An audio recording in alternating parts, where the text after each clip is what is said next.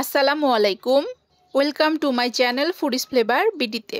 আজকে আমি আপনাদেরকে তৈরি করে দেখাবো প্রফেশনাল রেসিপিতে জ্যাম ও চকলেট কুকিজ রেসিপিটি।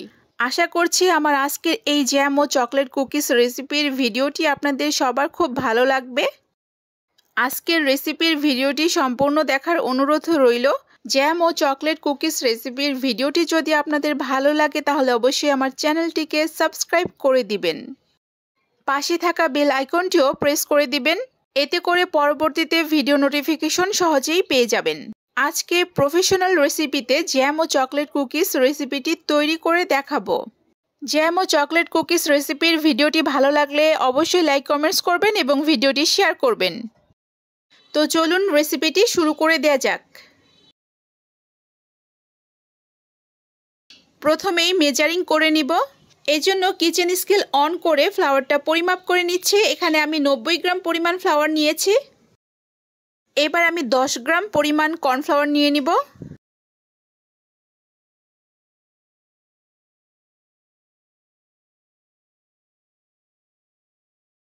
এবার নিয়ে নিব 25 গ্রাম পরিমাণ আইসিং সুগার।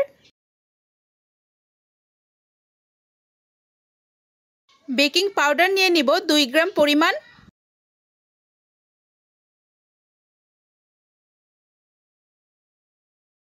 বাটির ওজনটিকে টেয়ার করে নিচ্ছি।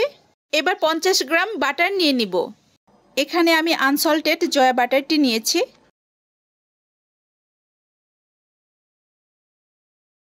আবারও বাটির ওজনটিকে টেয়ার করে নিয়ে এখানে 20 গ্রাম পরিমাণ ডিম নিয়ে নিচ্ছি। মিল্ক পাউডার নিয়ে নিব 10 গ্রাম পরিমাণ। এখানে প্যাকেটের দুধটি নিয়েছি। ইনগ্রেডিয়েন্টসের মেজারমেন্ট তো সব দেখিয়ে দিলাম। এবার আমরা প্রস্তুত প্রণালীতে চলে যাব। একটি মিক্সিং বলে আইসিং সুগার ও বাটার নিয়ে নিলাম। এখন খুব ভালো মতো আইসিং সুগার ও বাটার মিক্স করে নিব হাতের সাহায্যে এভাবে ঘুরিয়ে ঘুরিয়ে। আইসিং সুগারটা বাটারের সাথে মিশে না যাওয়া পর্যন্ত এভাবে ঘুরিয়ে ঘুরিয়ে মিশিয়ে নিতে হবে।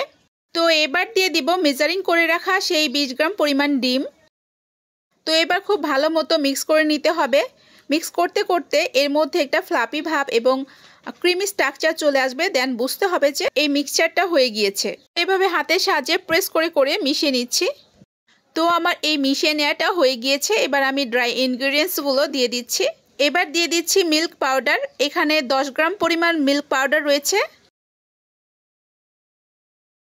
এবার আমি লিমিটেড পরিমাণ ভ্যানিলা এসেন্স দিয়ে সব ভালো মতো মিশিয়ে নিব। তো এখানে আলতোভাবে সব কিছু মিশিয়ে নিতে হবে, বেশি প্রেস করা যাবে না। তো এভাবে একটি সুন্দর ডো তৈরি করে নিব। একটি পলিব্যাগের ভিতরে বিস্কুটের ডোটিকে রেখে হাতের সাহায্যে এভাবে প্রেস করে বিস্কুটের ডোটিকে ছড়িয়ে দিচ্ছি। এবার বিস্কুটের ডোটিকে 30 মিনিটসের জন্য ফ্রিজে রেখে আসব। 30 মিনিট পর ডোটিকে আবারও বের করে নিয়ে আসলাম। এবার বিস্কিটের ডোটিকে সুন্দর মতো রোল করে নিচ্ছি। কুকি কাটার দিয়ে ডোটিকে বিস্কিটের শেপ অনুযায়ী ছোট ছোট করে কেটে নিচ্ছি। তো এভাবেই কুকি কাটার দিয়ে কেটে বিস্কুটের শেপ তৈরি করে নিতে হবে।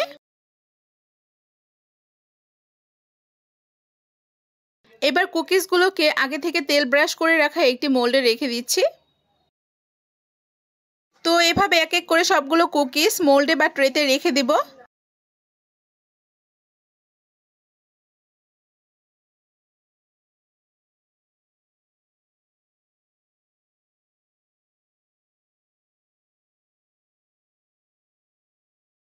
প্রথম পর্যায়ে আমি 8টি কুকিজ তৈরি করে নিয়েছি।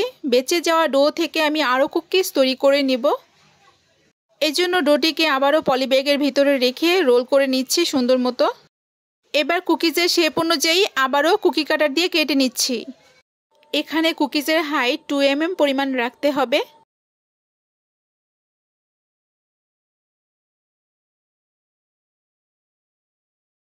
তো এভাবে এক এক করে আমার সবগুলো কুকিজ তৈরি করে নেওয়া হয়ে গেল। এবার আমি ডেকোরেশনে চলে যাব।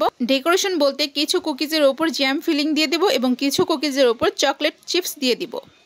সো কিছু কুকিজের মাঝখানে এভাবে আঙ্গুলের সাহায্যে একটু হোল করে নিচ্ছি, এতে করে জ্যাম ফিলিংটা ভালো মতো সেট হবে। তো এই তো আমি কুকিজের ওপর জ্যাম ফিলিং দিয়ে দিচ্ছি। আর এই জন্যই এই কুকিজটাকে জ্যাম কুকিজ বলে।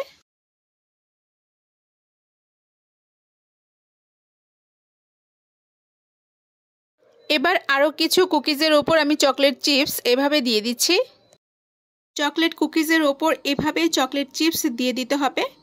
জ্যাম কুকিজ এবং চকলেট কুকিজ একদম রেডি হয়ে গিয়েছে বেক করতে দেওয়ার জন্য। তো কুকিজগুলোকে এখন আমি বেক করতে দিয়ে আসব। 35 মিনিটসের মতো বেক করে নিব। আফটার বেক ফিরে আসলাম আবার। তো এই তো মাশাআল্লাহ আমার কুকিজগুলো বেক হয়ে গিয়েছে, দেখতেই পাচ্ছেন। মাশাআল্লাহ কুকিজের কালার খুব সুন্দর এসেছে। তো এবার একটি সার্ভিং প্লেটে কুকিজগুলো সার্ভ করে নিয়েছি।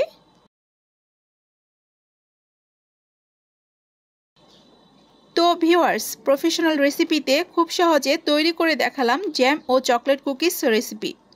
আমার এই জ্যাম ও চকলেট কুকিজ রেসিপির ভিডিওটি যদি আপনাদের ভালো লাগে তাহলে অবশ্যই আমার চ্যানেলটিকে সাবস্ক্রাইব করে দিবেন, পাশে থাকা বেল আইকনটিও প্রেস করে দিবেন। ভিডিওতে লাইক দিবেন, কমেন্টস করবেন এবং ভিডিওটি শেয়ার করবেন। সবাই অনেক বেশি ভালো থাকবেন, সবাই সবার জন্য দোয়া করবেন। আল্লাহ হাফেজ।